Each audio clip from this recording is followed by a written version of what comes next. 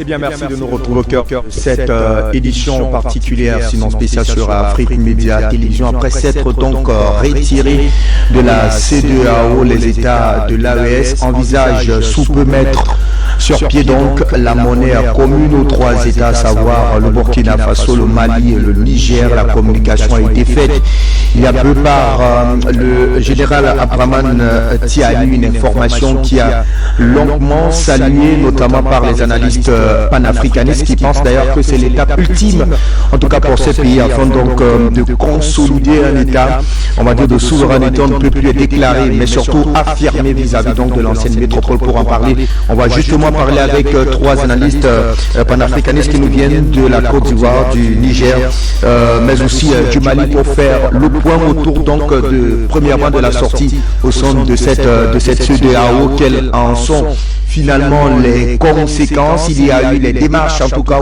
au sein de l'organisation sous-régionale, pour amener les trois États à vouloir reconsidérer en tout cas leur position, qui est une position, on va dire, plus que radicale, visant effectivement la sortie au sein donc de la CEDEAO. Qu'en est-il de la position de ces États vis-à-vis de l'UEMOA? On en parlera notamment avec nos invités qui sont avec nous. Abdou Moussa, vous êtes analyste panafricaniste nigérien. Merci de nous retrouver en direct sur Afrique Média Télévision. Bonsoir. Merci Afrique Média, merci à tous les efforts que vous faites pour soutenir les panafricanistes dans leur ensemble, et particulièrement les pays de l'AES qui sont à un tournant décisif de leur histoire. Merci encore une fois. Eh bien, je l'ai dit, le 28 janvier dernier, bien trois pays de l'Afrique de l'Est, le Mali, le Niger et le Burkina Faso, appelés pays de l'État de l'Alliance du Sahel, ont donc annoncé leur retrait de la CEDEAO. Eh bien, c'est qui pour des raisons assez objectives, affaiblir de facto la position financière et même surtout politique de cette organisation sous-régionale. Selon en tout cas plusieurs statistiques, la CEDEAO perd donc un volume financier, économique assez important de son budget, en raison donc du retrait de ces trois pays. Alors nous restons avec vous, Abdou Moussa, pour tenter d'évaluer à votre niveau, vu qu'on vous écoute pour la première fois sur cette question, quelles étaient de votre point de vue les conditions préalables à cette action assez historique, à cet acte historique pris notamment par ces trois pays, le Burkina Faso, le Niger, mais surtout le Mali? Bon, et ce qu'il faut dire, c'est que la CEDEAO, dans son traité révisé, prévoyait pour la sortie d'un État membre à l'article 91 un délai d'1 an. Mais il se trouve que cette CEDEAO a délibérément, sur injonction de tiers pays, violé ses propres textes, notamment le traité révisé et l'acte additionnel sur la gouvernance et la démocratie. Donc, je ne pense pas que, de mon point de vue, les États du Sahel puissent observer les dispositions prévues par cet article. Parce que l'article dit en substance, tout État membre désireux de se retirer doit le signaler 1 an au préalable. Bon, ça c'est en temps normal. Mais vous avez vu l'acharnement avec lequel la CEDEAO et son maître, et qui est désormais connu et qui a déjà découvert notamment la France, et vous voyez à quel rythme cet acharnement-là s'est abattu sur le peuple nigérien. Donc, de mon point de vue, il n'y a aucune condition, c'est sans délai, comme l'ont dit les trois chefs d'État. Maintenant, je ne sais pas si je dois continuer sur ce que vous venez de dire, parce que vous avez parlé de conséquences économiques, vous avez parlé de conséquences politiques. Je ne sais pas si je dois avancer puisque j'ai la parole. Et je dois vous dire que autant certains pensent que... Est-ce que vous m'écoutez? Autant certains pensent que les pays du... Oui. Avant effectivement que d'évoquer ces conséquences qui seront d'ailleurs très bien épiées grâce à votre lecture, mais Revenons effectivement sur cet élément que vous avez convoqué, l'article 91, qui prévoit dans les textes notamment de la CEDEAO qu'un État membre devrait en principe se retirer sous un délai d'un an. Comment expliquez-vous aujourd'hui le fait que la CEDEAO, qui à un moment donné n'a pas voulu compatir notamment aux douleurs, aux difficultés de ses États membres, le cas du Mali, du Niger, du Burkina Faso, aujourd'hui veut à tout prix maintenir ces derniers dans leur giron, du moins leur donner un temps d'un an avant toutefois de constater ou alors de consolider le départ de ces derniers au sein de cette organisation sous-régionale. Est-ce qu'il y aurait, de votre point de vue, un autre dessein inavoué derrière cette démarche de la CEDEAO? Oui, absolument. Il y a des dessins inavoués parce que la sortie de ces pays sans délai a créé la surprise. Je pense que vous n'êtes pas sans savoir que le 23 janvier, le 24 janvier, et Tinubu et Ouattara se sont succédés de l'autre côté à Paris pour prendre des décisions. Tout à fait. Alors, et dans les textes de la CEDEAO, quand un pays membre est suspendu, ça veut dire que le pays est engagé par toute décision prise par les autres membres de la communauté. Alors, nos trois pays étant suspendus, ils allaient prendre des décisions sur notre dos. Vous voyez? Et en ce moment, ces décisions vont nous engager. Et d'après les informations que nous avons reçues, ces décisions seraient que la CEDEAO allait signer des conventions de défense avec l'OTAN. Alors, puisque nous restons aux yeux de la CEDEAO, des autres pays membres comme étant membres de la CEDEAO, ils vont prendre des décisions et l'OTAN viendra faire la guerre à ces trois pays-là parce que c'est toujours l'espace CEDEAO. Et comme nos chefs d'État ont appris l'information, ils ont pris la décision ultime que tout le monde attendait d'ailleurs, parce qu'avec les sanctions inhumaines et illégitimes que les autres pays membres, sous injonction, sous la conduite de la France, nous ont asséné, tout le monde était exaspéré et tous les peuples de trois pays attendaient au plus rapidement possible la sortie de cette communauté qui n'a plus sa raison d'être, en tant qu'il y ait un détournement d'objectifs. Vous voyez? Et donc, pour vous faire un petit rappel, dans les objectifs principaux de la CEDEAO, il y a le renforcement de la sécurité régionale, l'approfondissement de l'intégration régionale, la promotion de la bonne gouvernance et l'appui au développement inclusif et durable. Parmi tous ces objectifs, aucun n'a été réalisé au sein de la CEDEAO. Même ce que nous appelons la libre circulation des personnes et des biens, il faut relativiser. Parce que, je vais vous donner un exemple. La carte d'identité nationale du Niger, par exemple, ne peut pas voyager par avion en Côte d'Ivoire.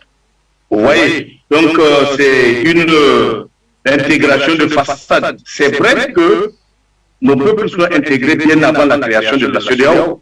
Et Dieu merci d'ailleurs. Et c'est ce qui fait, puisque c'est les mêmes peuples un peu de part et d'autre, chaque pays partage, les deux pays partagent les mêmes peuples, etc.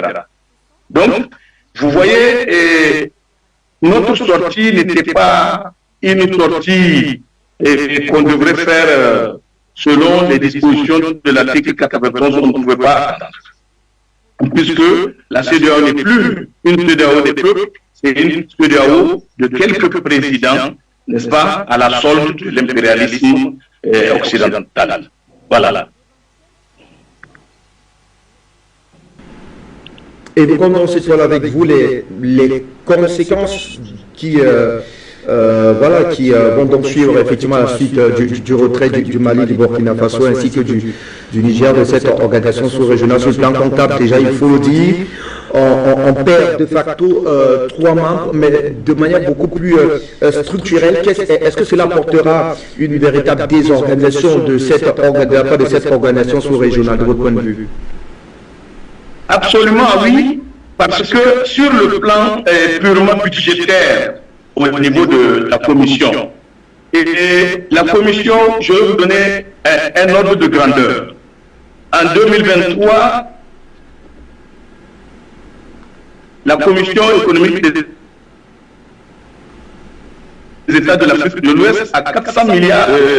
Ce budget-là est financé de 70 à 90% par ce qu'on appelle le prélèvement communautaire, qui est une taxe de 0,5% qu'on impose sur toutes les marchandises provenant des pays non membres de l'espace CEDEAO. Donc, et vous voyez, il y a 10 à 30% de ce budget, n'est-ce pas, qui est complété, qui est complété par les partenaires, l'apport des partenaires. Et c'est d'ailleurs là où la CEDEAO a péché, parce que quand quelqu'un vous donne son argent, ça veut dire, attendez-vous qu'il vous pose des conditions, et c'est ce qu'on est en train de vivre. Ça, c'est une parenthèse. Donc, ce budget tige, et les 70 à 90%, c'est nos pays, ce sont nos pays, nous, les trois pays-là, qui payent principalement parce que nous sommes les plus gros importateurs hors zone CEDEAO. Les plus gros. Donc, si des 70 ou des 90% de ce budget, et vous enlevez peut-être 75%, vous voyez ce que ça va faire comme budget au niveau de la CEDEAO. Ça, c'est sur un plan purement budgétaire côté CEDEAO. Maintenant, pour ce qui nous concerne, c'est vrai que nous n'avons pas de littoral, mais c'est que nous ne sommes pas, tous les autres pays ne sont pas nos ennemis. La preuve, le Togo nous a ouvert son corridor. Et d'ailleurs, il faut saluer au passage la clairvoyance et l'humanisme et le panafricanisme du président Faure et de ses collaborateurs et tout le peuple togolais. Donc, sur ce plan, c'est vrai que nous avons un peu de restrictions sur nos voies d'importation, n'est-ce pas, nos voies d'accès à la mer. Mais cela, il faut le dire, le corridor du Togo est d'ailleurs plus rapide pour nous que le corridor béninois qui est notre pays voisin immédiat. Et je pense que c'est la même chose aussi pour le Mali par rapport à la Côte d'Ivoire. Donc sur le plan économique concernant nos trois pays, je pense que nous n'allons pas souffrir tellement parce que ça va nous donner à repenser, n'est-ce pas, notre être à nous. Puisque à un moment donné, nous étions dans une communauté, nous sommes sortis de cette communauté, nous allons développer des capacités personnelles, des capacités à même de pouvoir gérer les conséquences économiques. Maintenant, parce que, il faut le dire aussi, il y a ce qu'on appelle le TEC, le tarif extérieur commun. Et ça, c'est un ensemble de mesures que les pays, la communauté avait mises en place et pour pouvoir harmoniser, n'est-ce pas, les prix, les différentes taxes douanières et autres taxes statistiques sur les produits, non seulement d'une part produits au sein de la communauté de l'espace communautaire, mais aussi des produits importés. Mais ça, à mes yeux, ça n'impacte pas tellement la vie économique de nos pays. Au contraire, ça va nous faire entrer de l'argent directement dans nos caisses, alors que de l'autre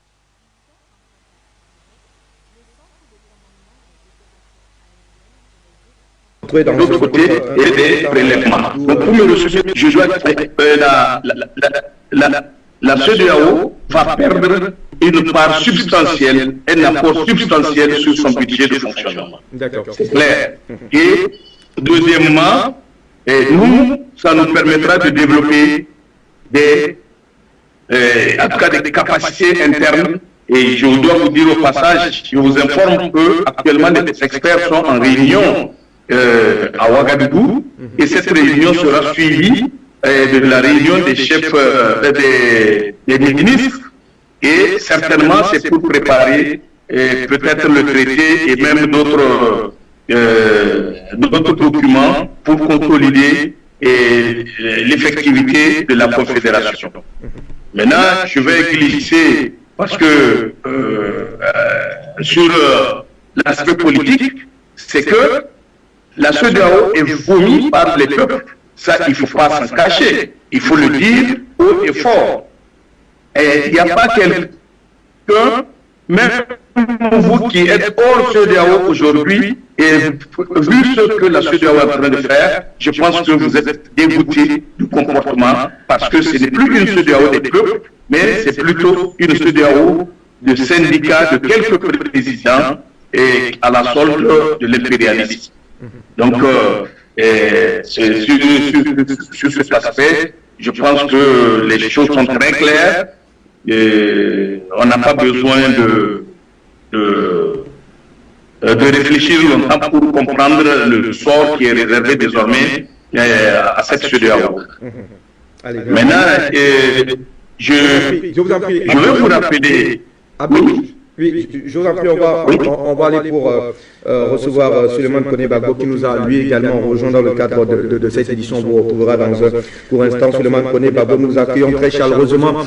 Et tout à l'heure, à Abdou Moussa, on a bien entendu mis le pied dans le plan en ce qui concerne les conséquences qui devraient bien entendu suivre à la suite de la sortie du Mali, du Burkina Faso ainsi que du Niger de la CEDEAO. Eh bien, plusieurs analystes avaient parié sur le fait que ces trois pays allaient connaître des conséquences des plus difficiles, puisque il n'y a aucune ouverture à la mer. Et d'ailleurs, Abdou Moussa est revenu là-dessus pour évoquer le corridor qui est d'ailleurs, bien entendu, désormais disponible avec grand truchement des autorités du Togo. Mais je voudrais, à votre niveau, tenter effectivement d'apprécier ce qui est visible aujourd'hui. Est-ce que, comme ça a été le cas de manière individuelle, est-ce que les prévisions faites quant à la difficulté que rencontreraient les États de l'AES à la suite de leur sortie de la CEDEAO, est-ce que ces prévisions-là tiennent finalement aujourd'hui, des semaines après? Bienvenue à vous, Suleiman Kone Bagbo.